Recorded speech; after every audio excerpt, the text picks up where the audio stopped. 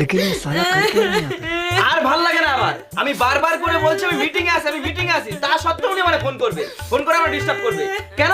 কি করে? কি আনতে হয় তোমার? সব তো হাতের কাছে থাকে। বাজারটা আমি করে দিই, জলটা আমি এনে দিই, সব হাতের কাছে থাকা সত্ত্বেও আমার ফোন করতে হয়। বাড়িতে মার সঙ্গে ঝামেলা হয়েছে একটু, সেটাও আমার এনে ফোন করে জানাবে।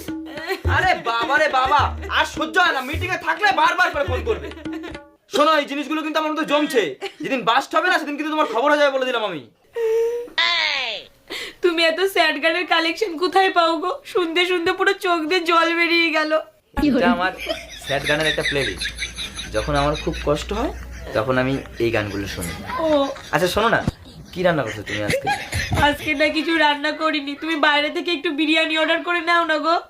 আচ্ছা ঠিক আছে, তুমি পরের গানটা শোনো। कौन है ये लोग? कहाँ से आते हैं? মানে কিচ্ছু বলার নেই, একটা রান্না সেটাও করতে পারে না। আমার নাকি বিরিয়ানি অর্ডার করে খেতে হবে। আরে অফিস